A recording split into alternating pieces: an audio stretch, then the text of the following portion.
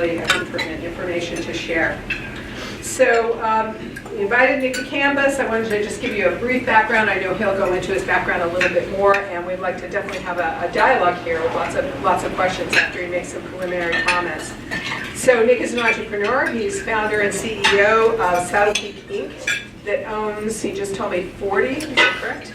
I think here, yeah. Okay. Hardee's franchises in Arkansas, Minnesota, Tennessee, and I think I heard you say Georgia. Yeah, South Carolina, Georgia, Tennessee, Mississippi, and Arkansas. Okay, fabulous. Okay, he's an alumnus of CMC and also an alumnus of Harvard Business School.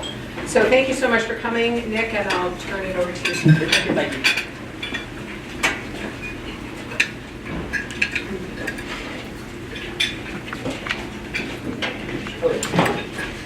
All right, so the last couple years we've focused more on kind of the entrepreneurship angle. And obviously minimum wage is in the news a bunch. So what I thought I'd do is just give you a little bit of my background, a little bit of information on kind of entrepreneurship, and then I'll just sort of open it up for questions. 10 after 12, we have to be done by 1, right? Mm-hmm. So I'll just talk for 10 minutes, and then it's usually more fun if we just kind of open it up to questions, and you guys can ask questions about whatever you feel like is pertinent. It could be minimum wage focused questions or stuff on entrepreneurship or both, because they're kind of related. So number one, thank you Janet for having us again. Thank you again, appreciate it. So I graduated here a long time ago, 1995. Went to work at Deloitte & Touche doing valuation and kind of accounting related stuff for about 5 years. Went to Harvard Business School from 2000 to 2002. Then worked at a boutique investment bank from 2002 to 2008. And while I was working at the investment bank, we did a lot of retail and restaurant deals. And that's when the seed was planted, like it'd be more fun to actually work for myself than work for other people, which I think is sort of the big theme of my talk would be to definitely keep pursuing being an entrepreneur, because I think there's never been a more interesting time to do that. So we looked at a bunch of deals with partners, without partners, and settled on the Hardee's brand. I don't know who knows Hardee's in the room, but it's essentially the sister brand for Carl's Jr. It's the same company owner. So we started off with 8 units in Arkansas in 2008. The brand had kind of bottomed out in 2002, variety of management missteps, and started kind of a slow recovery. And when I got in, our average unit volume was about 800,000. We kind of kept growing with the brand. The brand is now fully recovered and doing very well. The average unit volume system-wide is about 1,250,000, which is a pretty strong number, pretty comparable to everybody else except for McDonald's. And we've been mostly just growing through our own cash flow. We have no partners. We now have, as Janet said, we'll have 40 by the end of the year, and looking to continue growing. So it's about a, $60-ish million company at this point. So it's been a lot of fun. I've really enjoyed being an entrepreneur. I really enjoy seeing so many people out at Claremont, because when I was here, it was just totally banking and consulting, and that was about it. And that's fine. Some people love it. We were discussing at lunch that 3 or 4 of my friends who I department with are still doing it. I've been with the same bank for 20 years, and they love it. And it's just different strokes for different folks. So I'm not here to bang on banking or consulting. It's just I'm so glad to see a different track, because I definitely didn't feel like I wanted to do banking or consulting, but there wasn't a CIA 20 years ago. It's just good to see here. And I think more campuses, both undergraduate and graduate, are kind of getting on the same bandwagon. I went to HBS, as I mentioned, and that's Claremont times 10 with, it's just banking, consulting, private equity, hedge funds. And again, I kind of felt like a fish out of water. I knew it's not what I was good at. There was just guys and gals that were just much better at that than I was. It's not that I didn't think it was interesting, I just didn't think I could do that well in it. But Nick Noria is the dean of the business school, and about 2 weeks ago he came out with an op-ed in the Wall Street Journal talking about how Harvard's now going to try to move kids more into an entrepreneurial track, and both globally and domestically. We have about 35 to 40% international students. And he's done a really good job of basically forcing students to go abroad while you're in business school, to get some experiences working for international companies, big companies, small companies, just seeing the different opportunities that are outside the four walls of the United States. So it's good to see institutions that are historically so focused on traditional lines of business that are now branching out and saying it's okay to sell hamburgers for a living or cut grass. It's okay to be a little bit different. So that's sort of my overall theme. And then we were talking, what's your name again? We were talking again about international opportunity. I think there's 4 or 5 people here from India, and 2 of my best friends from business school thought that they were native Indians that had lived in the States for 20 years, and they just said, you know what, we're going to go back to India and start a company. And it's a real basic company. All they're doing is basically taking, I guess residential property is super hard to buy in India for whatever reason. I don't know anything about residential property in India, but it's hard to get financing, it's hard to get title work, it's just a complicated process. And for a family of 4, it's expensive, and people just sort of give up. So what they did is created a company that basically uses their former bankers, uses their connections to basically get financing, line up the title work. They'll do brokerage for you as well. And all they're doing is basically being real estate brokers, but they're doing it very well, and they're basically figuring out, finding a system that's broken and basically fixing it. It's not a super complicated business. As you guys all know, being a real estate broker and real estate mortgage banker is not that complicated, but if you find a system that's broken, it's just not that hard to fix. So definitely it's great to see some international folks here who are maybe thinking about staying here or go back to India. There's just a lot of opportunities everywhere, basically. So, be creative. Again, especially I think your generation tends to focus on, well, I've got to be the next Instagram, and we're going to sell our company for $1 billion and only have 10 employees, and it's got to be an app or it's got to be IT related. And again, it doesn't have to be. Some of the coolest startups are really more focused on basic products like Dollar Shave Club is kind of a neat story. Warby Parker is a really neat story. It was this guy basically figured out that all eyeglasses were manufactured by 1 company or 2 companies, and he disrupted that supply chain and started Warby Parker. But Guild and Rent the Runway, there's just different ways to do stuff where you can kind of disrupt more traditional lines of business, and you don't have to doesn't have to be IT. You can be, like I said, a hamburger salesman, or again, another one of my friends from business school basically bought a landscaping business in England that had been around for 30 or 40 years, and it was probably a 10 million euro business. It was a good size, but he came in and had some great management expertise from being a management consultant. And he's grown it now into about an $80 million, $100 million revenue landscaping business in Europe. He does all the Tesco's in London, which is obviously a huge market. So anyway, lots of cool stuff you can do in real basic industries. All right. So minimum wage, I guess I'll just kind of dive into this. Super complicated topic. Gets pretty heated on both sides, and people tend to stick out positions that are one side or the other, and sort of tend to close their ears and not listen to sort of the general economic argument. So I'll tell you kind of how we think about it. So we're in business in Arkansas, Tennessee, Mississippi, South Carolina, and Georgia. The minimum wage there depends. Most of the states it's $7.50, which is the federal minimum wage. Arkansas went up to $8 last year, and in 2017 they're going up to $8.50. So I think the first point I'd like to make is being in the business. I guess most of us are from LA or Seattle, Vancouver, San Francisco, New York, and there's not a lot of folks, frankly, here that are from sort of the flyover states. And I think what you have to understand is that the economics of life in Arkansas, Tennessee, Mississippi are just much different than they are in Los Angeles. So if you look at like the median wage, for instance, of the U.S., it's about $56,000. And in Arkansas, it's about $40,000. So it's a 30% haircut. And so if you look at a minimum wage in Arkansas and I say, oh, it's good news for the working class, it's going up from $7.50 to $8 and then to $8.50, I think a lot of people just kind of roll their eyes and like, oh, that's really not enough, that's crazy. But if you take into account the difference in the median wage between Arkansas and the rest of the country, it's actually that $8.50 is actually closer to about $12.50, which is actually starts to sound a lot more interesting. So Yeah, there are pretty large regional differences even within California. You've got San Francisco, LA, and Atherton, and then you've got Bakersfield and San Bernardino. I think Ashley Furniture just decided to move out to North Carolina and some other states just because they felt like they couldn't make a whole lot of money, and they had manufacturing facilities out in San Bernardino.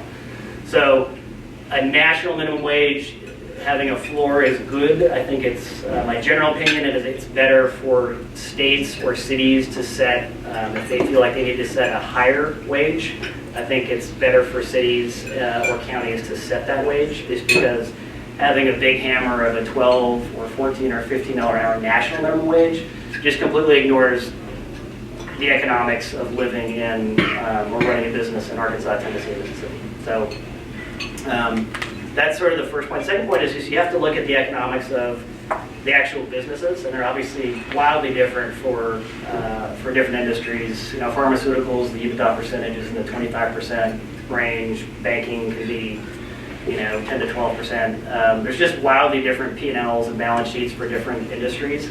So the restaurant industry employs, I think, 9% of all Americans. So it's a huge industry, and it's very, very, very labor intensive. And so if you look at an income statement for a restaurant, it's typically about 30% food cost, it's about 30% labor, and then it's about 10% sort of rent and taxes, and 10% royalties and advertising, and then sort of the controllable expenses and R&M, and you get to an EBITDA of between 5 and 10%, depending on how good of an operator you are.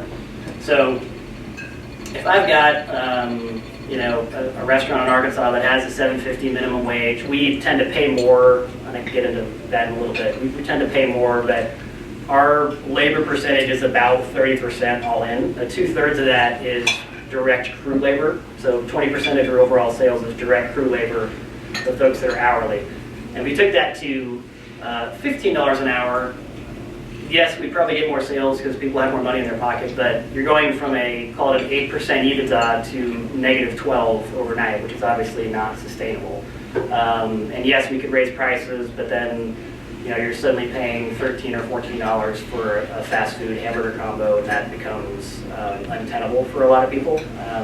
So that's, you have to look at basically the regional differences in minimum wage, and then just sort of the basic economic facts of what a business looks like. Would everybody, and that all owners, not all, but the vast majority of owners want their employees to do as well as possible, but they also want to stay in business. So does $10 an hour make sense on a national level?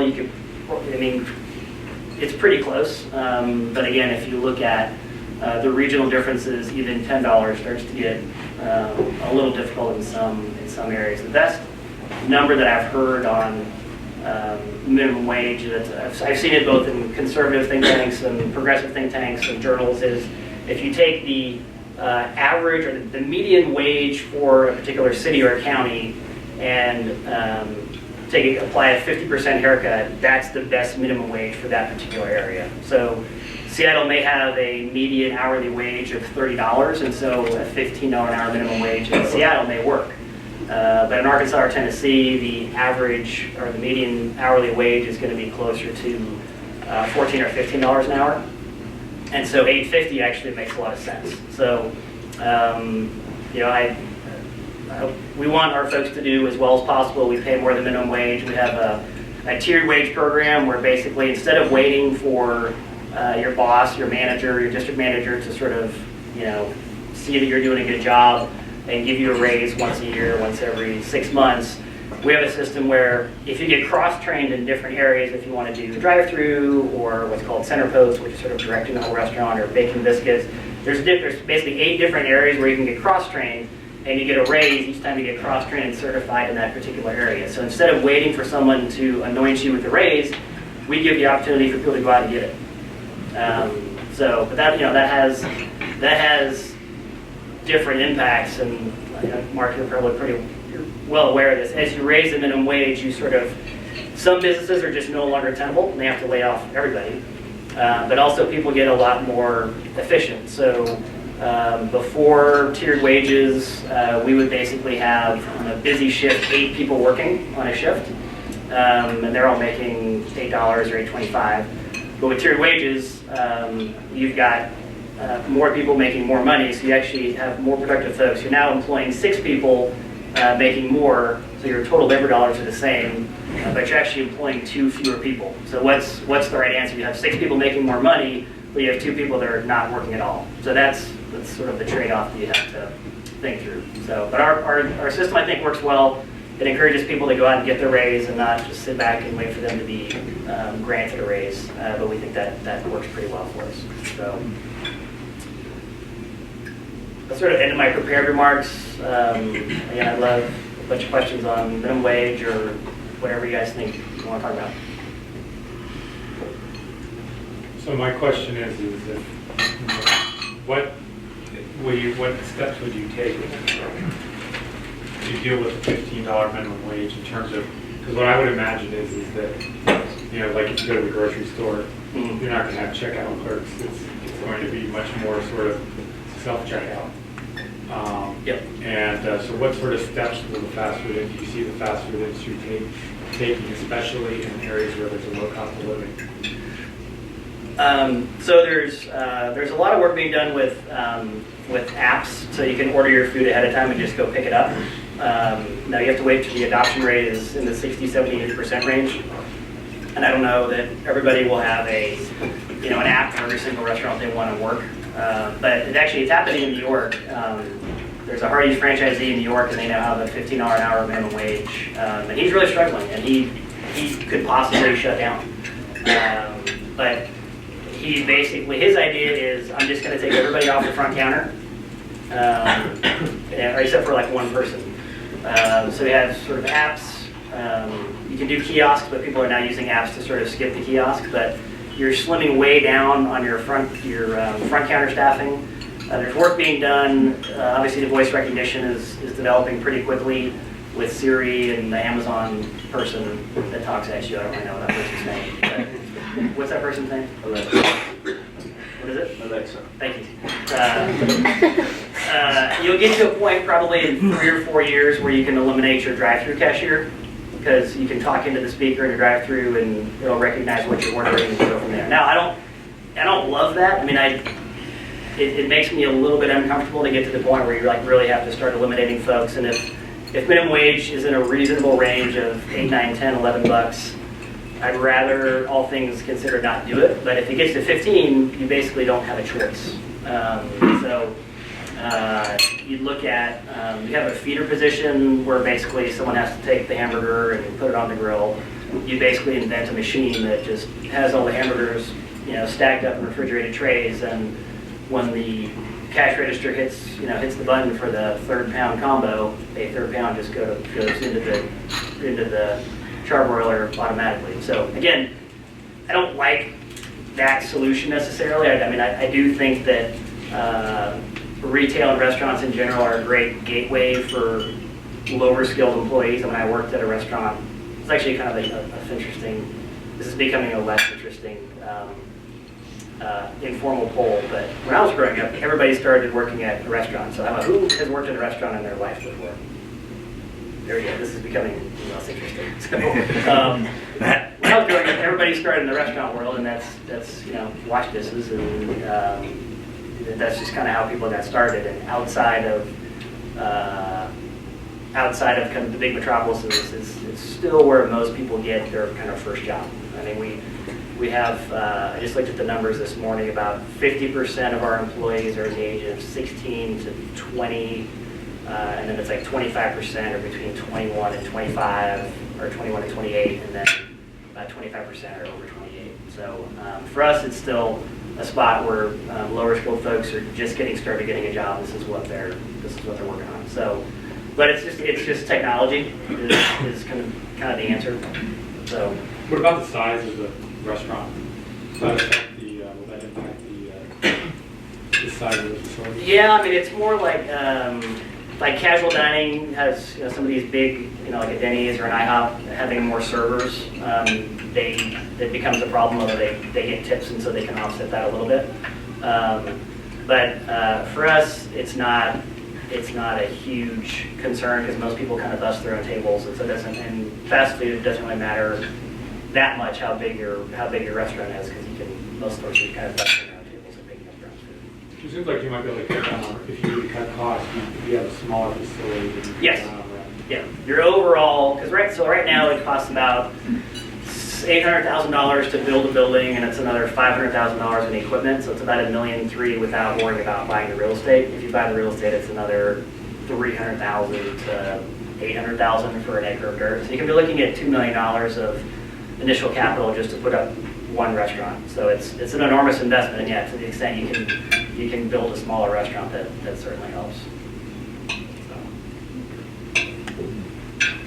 So what do you think the repercussions are for, not for franchisees, but like mom and pop shops, in and out, people who don't necessarily have the ability to pay $15 an hour? And that's the biggest problem. I think everybody looks at McDonald's corporate, and you see a lot of articles like, oh, they've got 30,000 restaurants and our market cap of $60 billion. And yes, they do, but the vast majority of, I think it's like 50% of the restaurants are independents and 50% are kind of chains.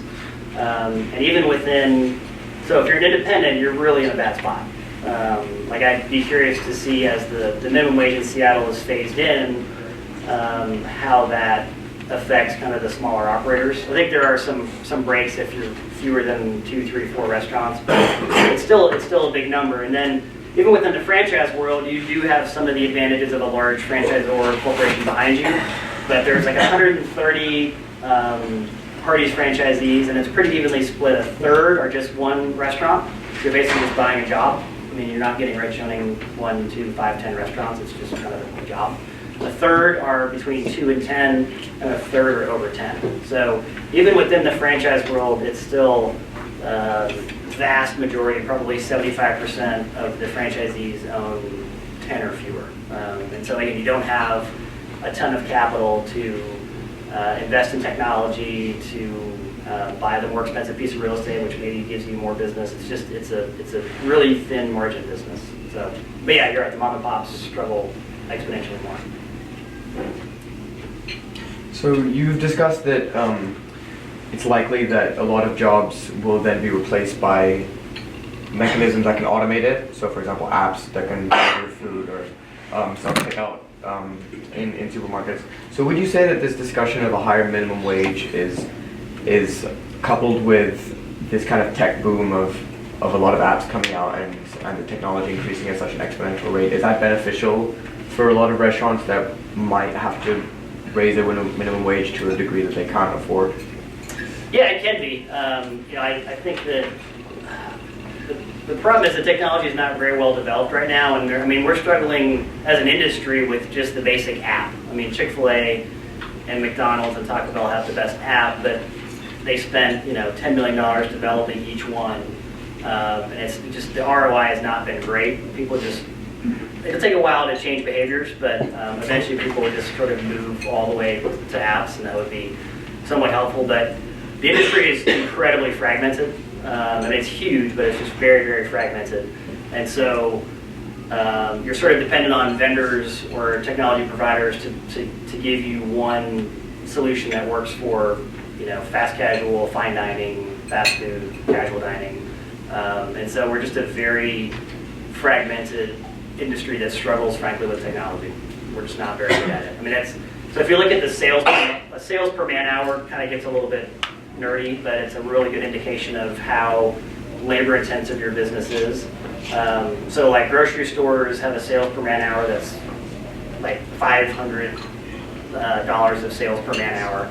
Gas stations are like 700. Just enormous numbers. And a very well-run restaurant is probably $40 of sales per man hour. So it's just extremely labor intensive. And you would think that there would be an economic incentive to automate more, but it's just, the industry is just too fragmented to be very good at it. So, again, I'm generally comfortable with the economics right now. We employ, I don't know, for 40 restaurants, we're probably like 1,300 people, and so it's a lot of jobs and it's a lot of opportunity. It's also a very diverse industry. So we have 40 general managers and then 10 on the executive team, so there's 50 people. I think with myself included, there's 4 dudes. There's like 46 women. Of those 46, probably half are African American. So it's a super diverse industry. Again, it doesn't really get a whole lot of credit. It's an easy target because there are a lot of big corporations that sometimes don't do the right things, but it's actually a really super fun, interesting industry, and it's probably the best industry for women outside of nursing. And no one on our team has a college degree, and a lot didn't finish high school. So again, sort of for like salary purposes, looking at the salary folks, like our general managers typically make about $45,000 a year in base and another 6 to 12 in bonus, and then health insurance and all the other benefits. And again, people might sort of sniff at that. But again, in Arkansas, where the median household income is $40,000, having a wage of $55,000, $50,000 to $55,000 without having finished college is a pretty big deal.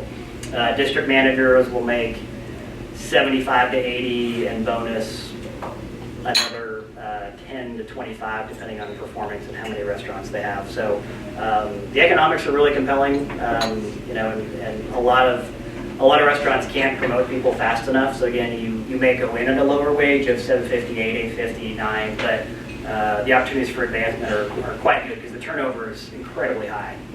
It's 125 to 150%. So if you start out January 1 with 20 really great employees, you've got to hire typically 30 during the course of the year to replace all the people that leave.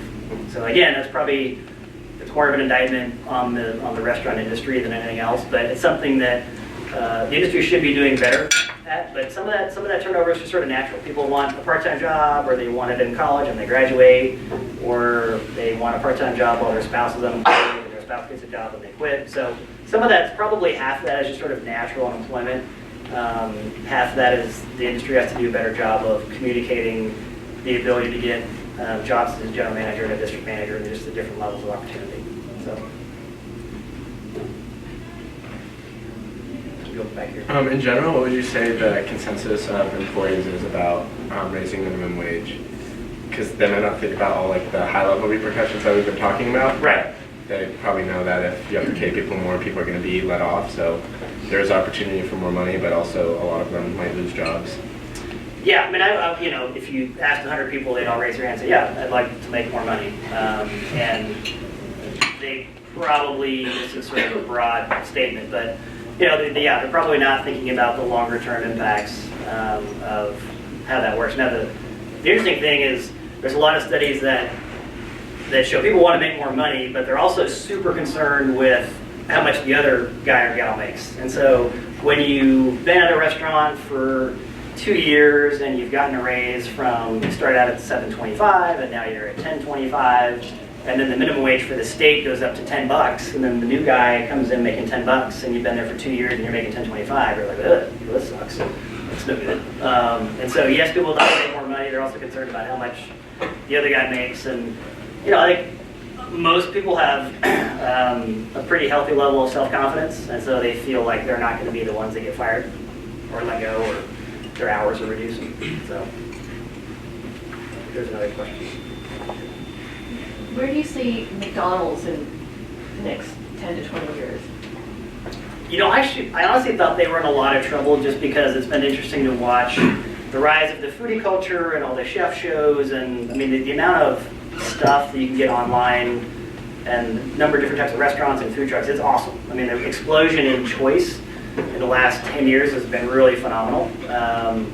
And that's come at the expense of sort of the homogenous sort of fast food group, frankly. I mean, we're doing well and most people are doing fine, but there have been some brands that have just kind of lost favor with just the more knowledgeable customers. And I actually thought they were in a lot of trouble about a year ago because they're so big and their reputation is so bad that how do you fix that?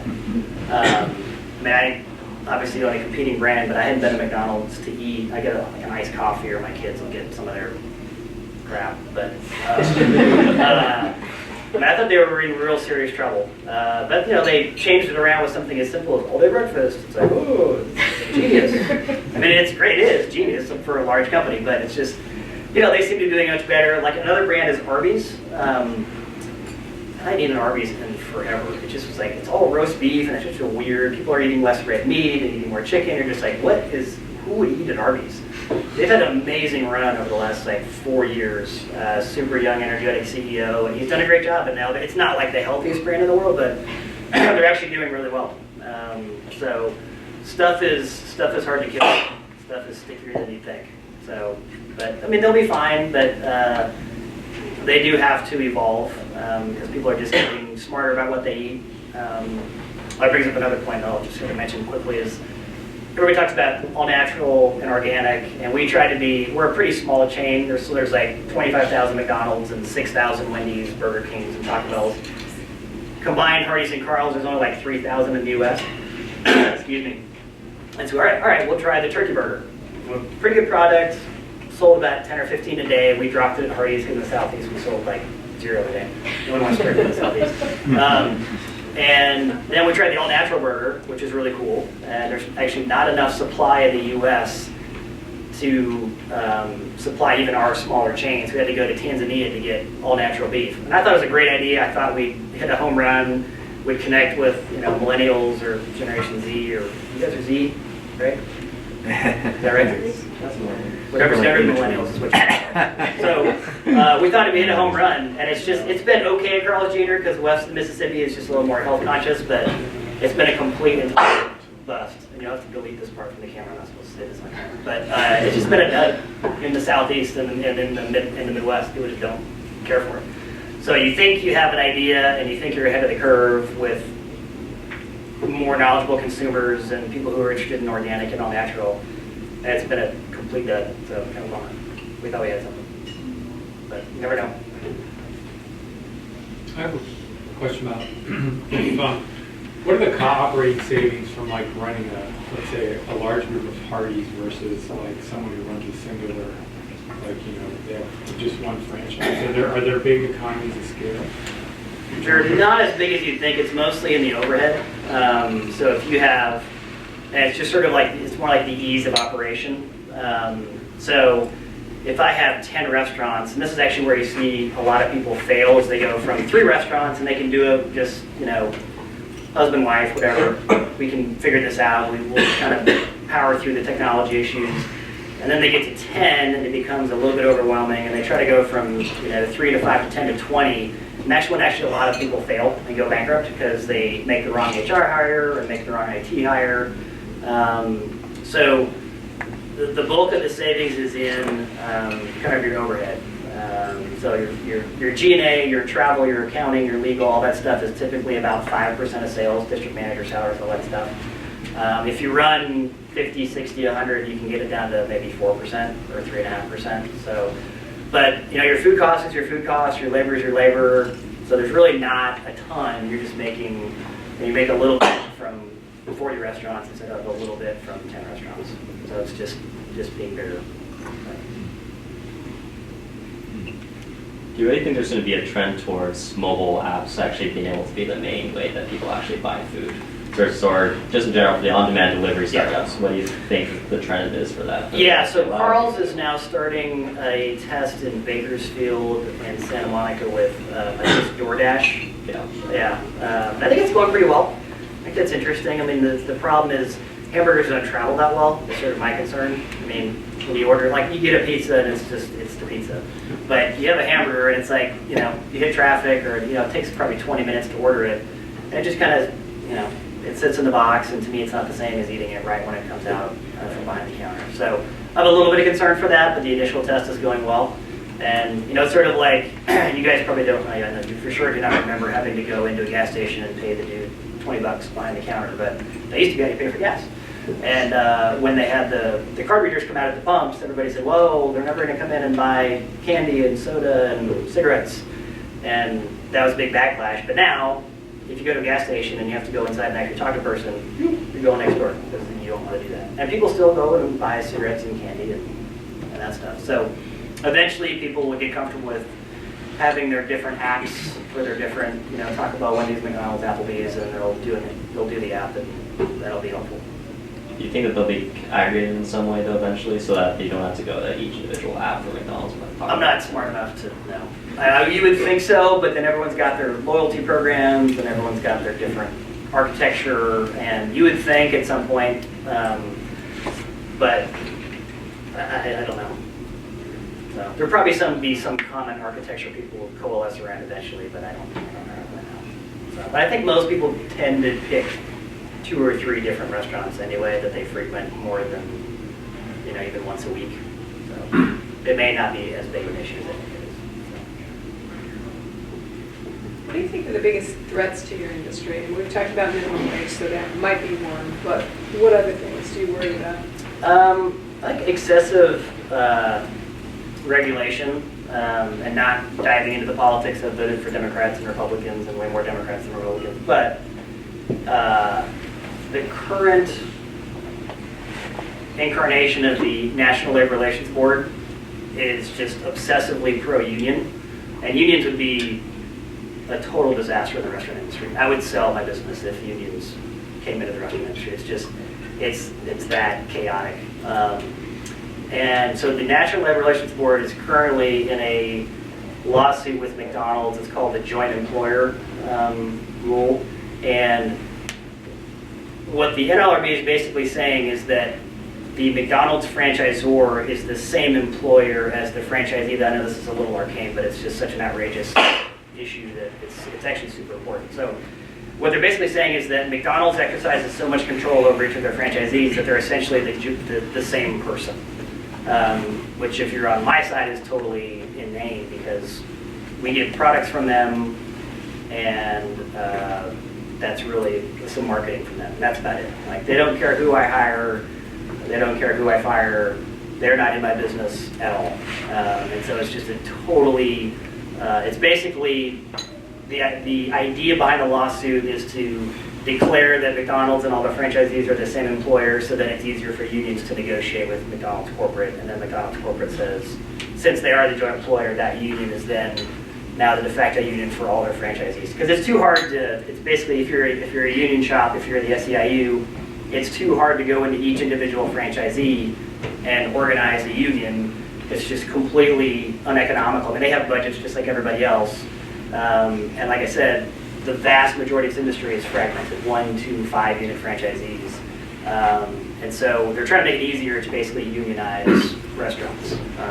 And the logic is just asinine. But that sort of stuff is pretty potentially damaging. I don't think it'll win because it's just such an outrageous link. But like the PPACA in healthcare has been, generally not a huge deal. Like, everybody's pretty freaked out about it. The Affordable Care Act, Obamacare, people are pretty worried about that in terms of cost because no one had any idea. But that's been sort of a non-event, and more younger people have insurance, and so it costs more for us. It probably doubled our budget for health insurance, but it wasn't a huge number to begin with, and we're okay. People are healthier and showing up to work more and calling out less, and we think it's ultimately a good thing. But I think the last 5 years, I think, has been generally good. I think people have more recognition of the requirements, or the requirements, but the benefits of offering paid sick days and maternity leave, and I think for a long time, the general outlook as well, unemployment's 6 or 7%, and we can sort of offer whatever we're going to offer, and people still show up. And I think more and more people are realizing that that's not the right way to do it, and the prevalence of benefits is much wider today than it was even 2 or 3 years ago. So it's ultimately a good thing. Yep. I worked at a restaurant this summer as a hostess, and some of the servers would complain about how they weren't technically getting paid minimum wage because they were using the tip out method. And I don't really understand that completely, but it sounded to me like a loophole for actually paying minimum wage because their tips count as the wage. And I was wondering if that comes into play in the minimum wage discussion.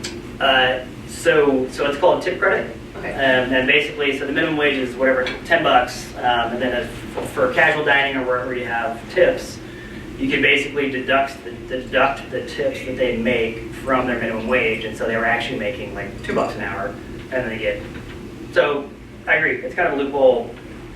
I'm not in that industry, or that section of the industry, but California actually does not have tip credit, and more states are going away from tip credit, so you still make the $10 an hour and then your tips on top of that. Where it gets screwy though is that there's, I don't totally understand this, but as I understand it, the law is you cannot share, or you can't pool tips. And so ideally, everybody would make minimum wage or above minimum wage, whatever the restaurant can afford to pay. And then there's a big group of tips from all the patrons, and you sort of spread that evenly with back of the house and front of the house, the guys who work in the kitchen and the folks that work up front. But there are rules basically banning that. So then the issue is you have servers making, $30 an hour at some of these nicer restaurants with bigger tips, and the guys in the kitchen are stuck at 10. And I think you can voluntarily tip out the kitchen, like at the end of the night, just kind of go give the dudes $10, whatever the number is. But it's a huge problem with that system. So some people are getting away from tips entirely and doing like a service charge. You'll probably start to see that more in California, because service charge is considered wages, and you can share it with the back of the house and the front of the house. So, but yeah, I agree. It's kind of that tip credit system is not the greatest system, but a lot of states are moving towards getting away from that.